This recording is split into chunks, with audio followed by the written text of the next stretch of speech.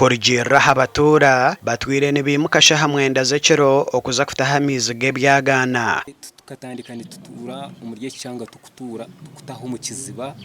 ikiri cy'abakonjo tukutaha na harusharara umwe no mu rusharara kandi uruba kwesheramo na nente twija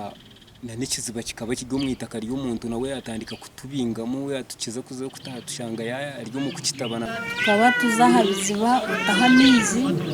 gabagarye condo ugareto gateka safuriya gakimara kutenenje kukozesa amaizi Ekitongore kya government kya Umbrella of Water and Sanitation kitongwiza kukora amaizi ga nayikondo omuri kyabakonjo n'ebyare bindi n'ekigenderwa ekyo kurwanisa ekizibu ky'amaizi.